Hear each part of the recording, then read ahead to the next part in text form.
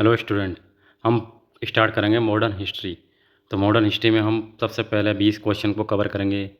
ये क्वेश्चन जो है जो आपका आर ओ का जो री एग्ज़ाम है उसकी हम सीरीज चला रहे हैं।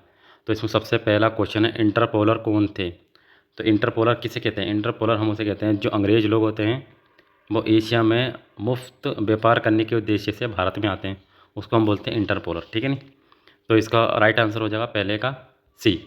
अगला आपका क्वेश्चन है, किन चीज़ों का निर्यात निर्यात यानी कि भेजना, भारत से किन चीज़ों को भेजा जाता था और ये कौन भेजता था? ईस्ट इंडिया कंपनी भेजा करती थी।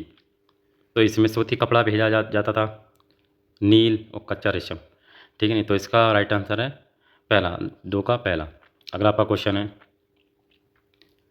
सूची फर्स्ट और सूची टू को सम्मिलित कीजिए। तो ये सूची फर्स्ट है और ये सूची दो है। अब इसमें जो डच है तो इसका हेडक्वार्टर हम बताएंगे कि डच का हेडक्वार्टर कहाँ था, और जो आपके इंग्लिश यानी कि अंग्रेज़ और पुर्तगीज का मतलब यानी कि पुर्तगाल। तो जो जो डच थे तो इनका जो व्यापार के लिए जो केंद्र था वो था किन्सुरा। और जो आपके अंग्रेज़ थे तो अंग्रेज़ों का व्यापारिक केंद्र था हुगली। हुगली कहाँ पर है? वेस्ट बंगाल में। और जो आपके पुर्तगाली थे, पुर्तगाली का व्यापारिक केंद्र कौन था? गोवा। और जो आपके फ्रेंच थे उनका व्यापारिक केंद्र था पांडुचेरी। तो दूसरे का आपका राइट आंसर हो जाएगा सी। अगला आपका क्वेश्चन है, बीजापुर के शासक से गोवा को छीनने वाला प्रथम यूरोपियन कौन था? तो कौन था? सेकंड पुर्तगाली गवर्नर आएगा जिसका नाम था अल्बुकर्क। पहला गवर्नर कौन था? अल्मीडा। अल्बुकर्क, ये अल्बुकर्क 1510 ईस्वी में यूसुफ आदिल शाह से गोवा को छीन लेता है। कौन? अल्बुकर्क।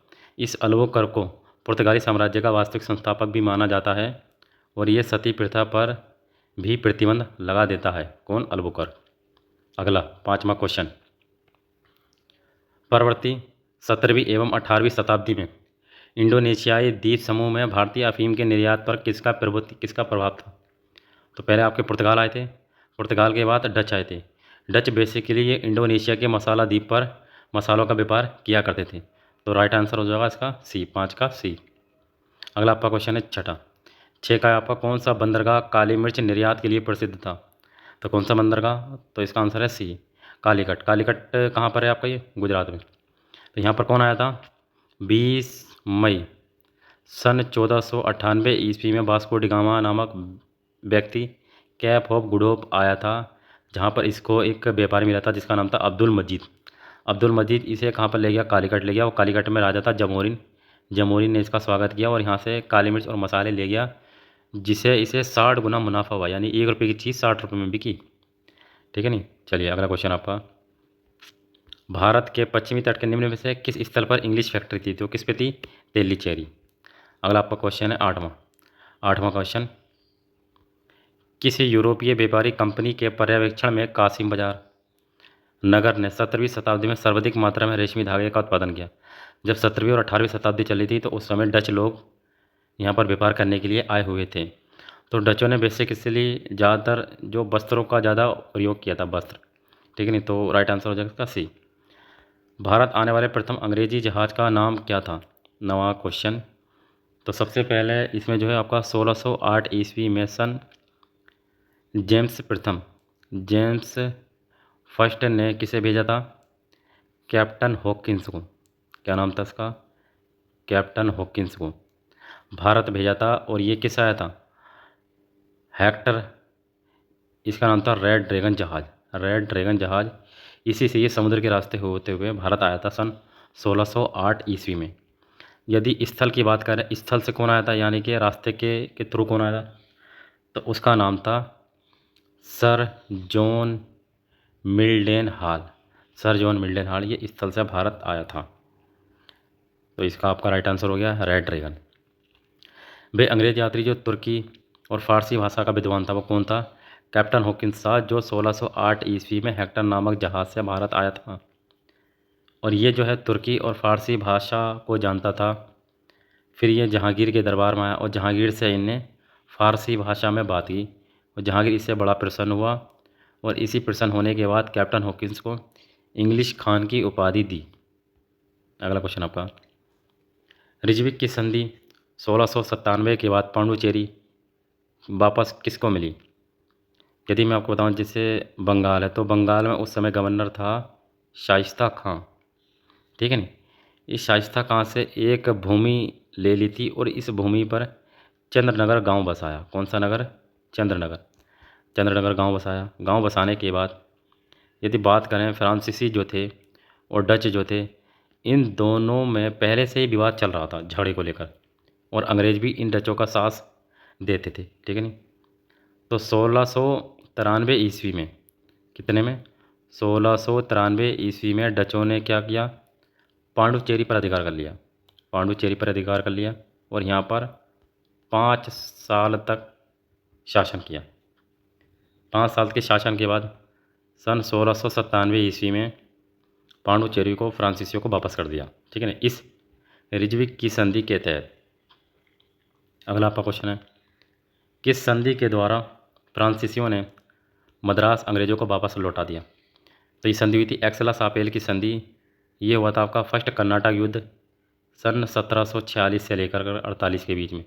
इसमें जो था, अंग्रेज जो थे, अंग्रेज़ों ने फ्रांसीसी जहाज़ पर कब्जा कर लिया था, जिसके कारण ये युद्ध की स्थिति हुई थी। ठीक है नहीं।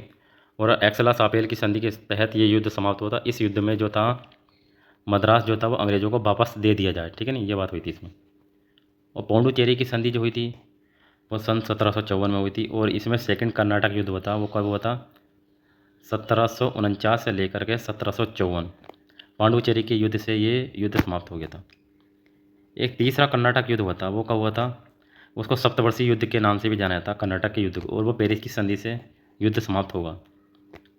अगला इसमें दे रखा सालवाई की संधि 1784 ईस्वी में। ये भी टीपू सुल्तान और हैदर अली के बीच में मंगलौर की संधि हुई थी। अगला क्वेश्चन आपका, निशान। निशान किसे कहते हैं? निशान जो है, जैसे अंग्रेज़ हैं, तो अंग्रेज़ों का जो था, बंगाल रहा, बिहार रहा, उड़ीसा रहा, उसमें मुक्त व्यापार का एक आज्ञा पत्र जारी कर दिया था, उसको हम बोलते हैं निशान। अगला आपका क्वेश्चन है, अपने क्षेत्र में किस पुर्तगाली गवर्नर ने सती प्रथा को प्रतिबंधित कर दिया था? तो ये मैंने आपको कराया, तो फ्रांसिस्को डी अल्बुकर्क। ये पुर्तगाली साम्राज्य का वास्तविक संस्थापक माना जाता है और सेकंड गवर्नर है ये।